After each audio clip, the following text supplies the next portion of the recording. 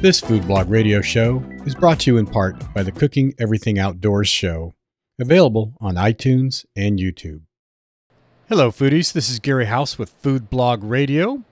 Today, I have a special guest, Maria Liberati from marialiberati.com.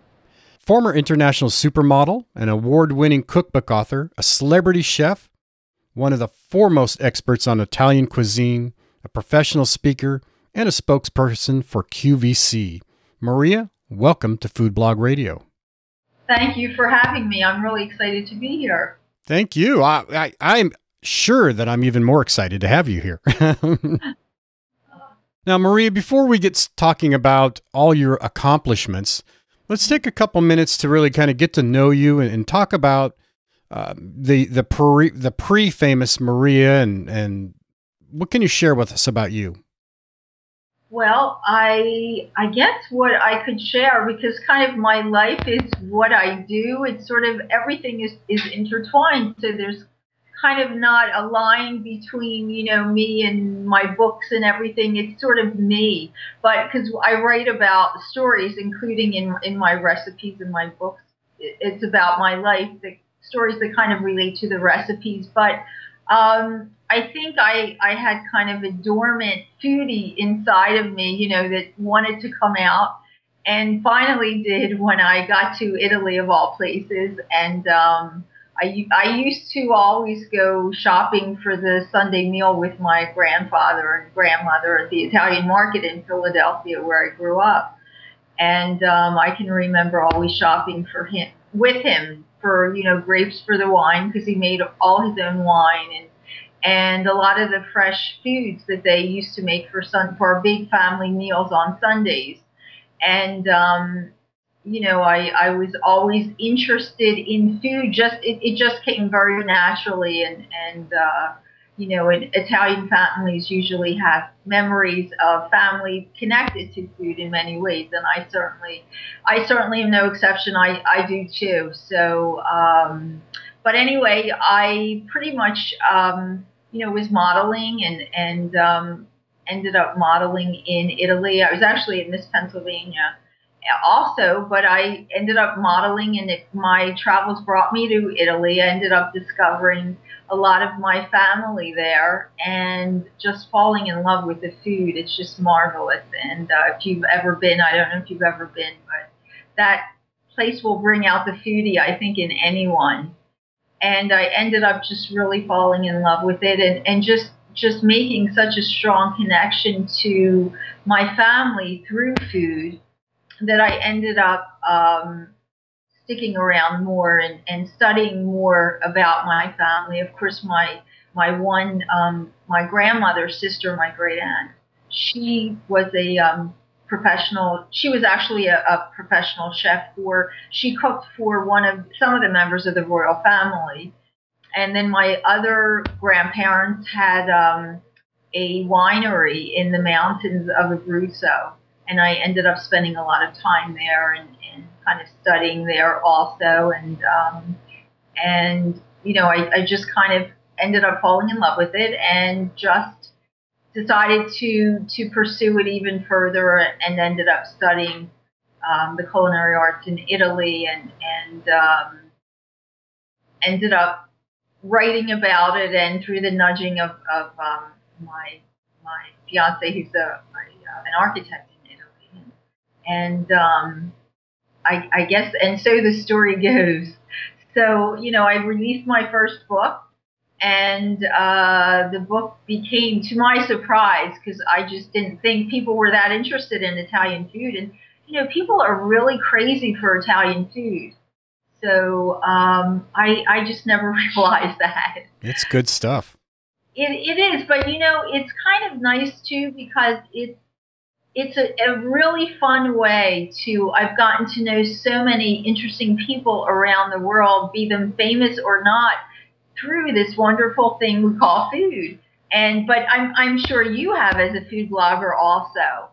So, and I can kind of express my life in food. I don't know if that makes sense, but I guess for a foodie, a blogger, I guess that would make sense. Absolutely. Anyway, that I kind of express my life in food. I always say that.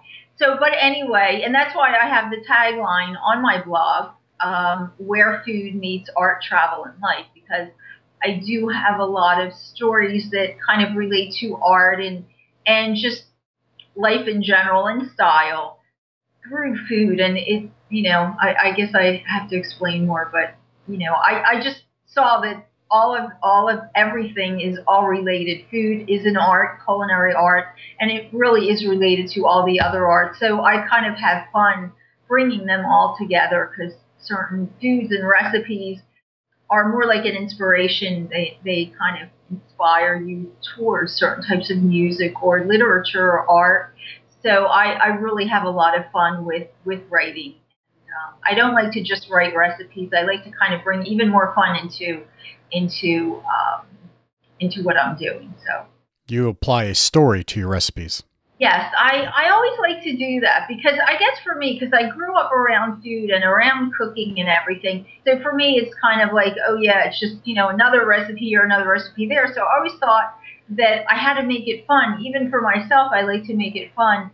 And I don't know if you've ever been to Italy, but in Italy, food is connected to so many other things because it's part of the history of many, relates to the history of many things. It's such an important part of their history there. So food relates to so many different things, like as I was saying, be it art and opera and film and music. So I always like to think a little bit before, I just do the recipe. I always like to provide sort of a story around what I'm blogging about. So what was the name of the first cookbook you released? The first one was the title, The Basic Art of Italian Cooking. And I came up with that title because the more I discovered Italian cooking, the more I learned that it was just simple, but it was also an art, and there is an art to making things simple. And Leonardo da Vinci said it the best, that simplicity is an art. So, I ended up calling the basic art of Italian cooking because it really is. It's a basic art, and I know a lot of people are sometimes intimidated, but it's a simple way of cooking the authentic Italian cooking. It's not like French cooking is somewhat complicated, but Italian cooking is really simple. It's just that it's so simple that there's really an art to knowing how to put these wonderful recipes together with only, 2 or 3 ingredients and coming up with a marvelous dish or even meal sometimes. Mm-hmm. So Maria, how many cookbooks do you have out now? Well, I have, let's see, there's the Basic Art of Italian Cooking series, and I have 3. I have one that I did write about Da Vinci because a lot of people don't realize that he was actually a foodie also, besides all the many other things he was. So I have a book about kind of relating to him and recipes that relate to the places that he spent time in. And there's another one that actually won a big award in Paris. It's called the Gourmand World Cookbook Awards. And that one is The Basic Art of Italian Cooking, Holidays and Special Occasions. And then I have a new series that I started, which are shorter booklets. It's called the Basic Art of series. And so far we've released the Basic Art of Pizza, Basic Art of Pasta, and the Basic Art of Christmas Dinner. So, because I get people that go crazy also for this celebration that we do on Christmas Eve called the Feast of the Seven Fishes. And people have adopted this festival, whether they're Catholic or Italian or not. They just, like to have fun with it. And I think that's great. So I ended up doing a book that just specifically was for that. So these are the Basic Art of is a shorter series. So I have 3 books in that series and another one coming. We're doing the Basic Art of Coffee, and then 3 books in the Basic Art of Italian Cooking series. And I'm working on another one as well with that. Wow, wonderful. So we have a lot to look forward to. Yes. Excellent. Well, let's take a minute and talk about your blog. And you started this when? The blog, I started that when I started my first cookbook. So we're talking probably back in 2006. Wow, it's been a while. So, and I've definitely, evolved. I think that when I started it, people were just about getting into the whole blogosphere and getting into blogging. So, and I couldn't kind of find I don't know how to explain it, but this sort of niche of where I just kind of sit down and combine the recipes with stories about other things, be it travel or opera or music or interesting things. So I think I finally, I was doing it and just so bored. I was just really bored, writing about recipes or the next recipe or whatever. And so I finally found kind of my niche probably just a couple of, or maybe 3 or 4 years ago, while I was a couple of years into doing the blog. And I've grown, actually my subscriber list now, we're up to 100,000 worldwide. So Wow. it's really neat. That There are people you don't get to see all the time, but they do communicate, and it's so much fun. I do get people from, I speak Italian, I can speak French, Spanish, but German just very slightly, and there's so many other languages, unfortunately, that I don't know a lot in. So luckily we have the tools on the internet to translate, because we do have people writing in from other countries that, and I know I have people writing me from like Austria. Well, they speak a little English there in Austria and Germany and Holland that do get my books. And thanks to the internet, they can just, get them quickly. And luckily they understand English, because I have not gotten around to translating the book. So hopefully we'll be doing that soon also. Well, that sounds great. The internet has changed the world for everybody. And we have friends around the world now that we didn't have an opportunity to have before. And your blog numbers are fantastic. I think congratulations on that. Your style of writing and looks like it's just you just talking and you're just sharing your experiences and your love of different things. Mm-hmm. Would that be a good analysis of that? Yeah, pretty much. As I think I had said first, that it's really me. It's a piece of me, and I was always told. Actually, I was told by a publicity person when I was modeling to always be myself. When you're interviewed, always be yourself. That's what is your uniqueness. And I think also with blogging, and especially with blogging, because the blog should be a piece of whoever that blog is. So and everybody has their own wonderful uniqueness. We've all been given our own little unique gifts. So I think that everybody should, always keep that in mind. Always you want to always make your blog and do it in your own style, which I know you do, because I looked at your blog and, and I definitely do. But you're absolutely right. It's just me, kind of being me, but, my take on different interesting places, culinary travel.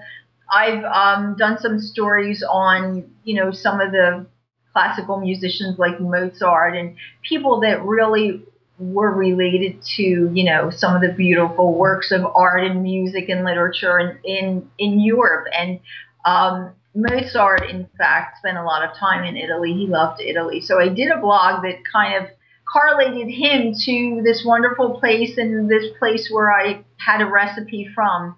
And I don't know if I told you, but this blog post in particular is going to be, I was contacted by a museum in Vienna. It's called, and I don't speak German, but I think it's called the Kunsthistorics Museum in Vienna, and they're doing a grand opening. They're putting all kinds of new exhibits together, and they're putting for the first time together a digital exhibit of the history of things in Vienna, and they asked if they could make that blog part of this digital exhibit, the blog about Mozart. Wow, so that's wonderful. Really excited. Yeah, congratulations. Yeah. Yes, thank you. Yeah, it's a blog about Mozart and a place in Italy. The town is called Mantova, or Mantua in English. So he spent a lot of time there. So wow, that's fantastic. Maria, how often do you put up a blog post? I try to do that at least once a week. Sometimes when I'm at my farm in Italy, I do it a little bit more, because there's so many things that inspire you there as far as ingredients, and just I have access to a lot more, and the scenery and all is just so inspiring there. So sometimes I do my blog, almost every other day, but usually it's at least once a week. So let's talk about your recipes now. Uh, Obviously, being a cookbook author, you do a lot of recipe experimentation. And so how does a recipe get from an idea or an inspiration with you to your blog or your cookbook? Well, after, as you said, it's kind of an inspiration, or it's like, something I want to try, or I may be modernizing or updating something that I found in an old cookbook, because I had mentioned a great aunt that was a personal chef, and I had access to translating her cookbooks, which were quite interesting. But anyway, I have that as inspiration also, but it's just basically an inspiration, and then logically sitting down and seeing if those ingredients will work together, and how much you need of each, whatever, and then working them out in my test kitchen. And I do have one in Italy and one in here, and it just depends. Sometimes I have apprentice chefs that work with me, and we try and work on the recipe. And then once we tested it and made sure the cooking time comes out right. Of course, sometimes you do have to do these recipes a couple times to just get the right amount of ingredients and flavors and cooking time. Then once we get it down pat, then I usually will put it onto my blog or keep it for one of my cookbooks. Of course, the blog. The thing I like about the blog is it's so instantaneous.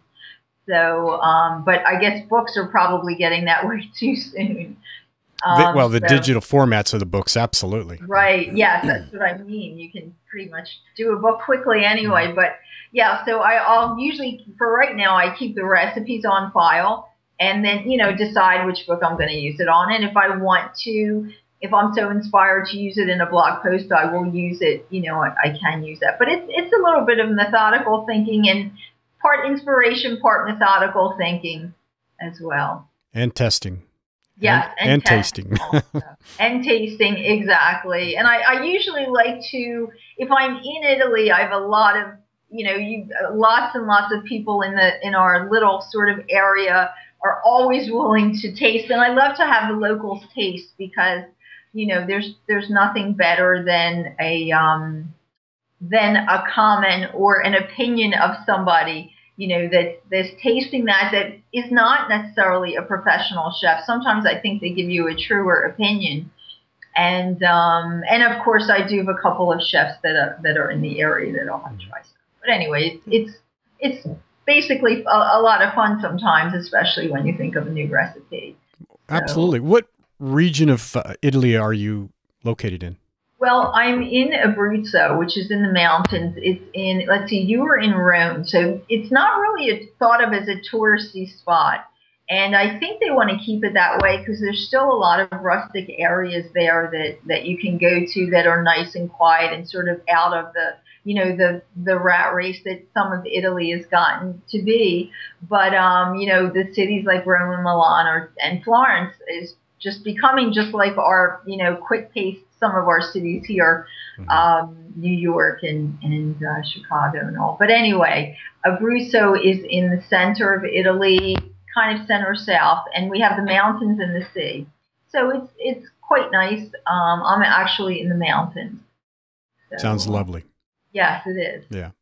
And you spend half your time here and half your time there, or? Pretty much, yes. I commute back and forth about every 8 weeks, 6 to 8 weeks, just depending on my schedule and when I have appearances and things also. Wow. So let's talk about some of the appearances that you have and you've done to get everybody a little bit of an idea on things.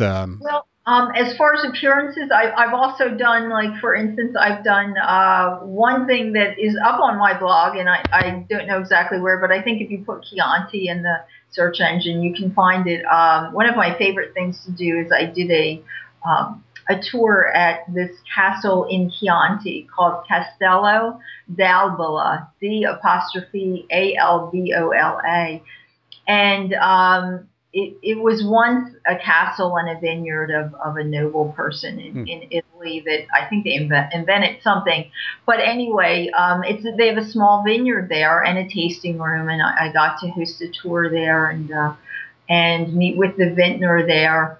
And it's just a beautiful, beautiful vineyard. And we got to also tour and kind of take an interesting little visit to some of the other little surrounding towns in Chianti and just see the landscape. It's just, that was awe-inspiring, and it just really inspired me to write some blog posts. And I ended up capturing some video just of the landscape because I thought that it just added to the post. The landscape is so beautiful.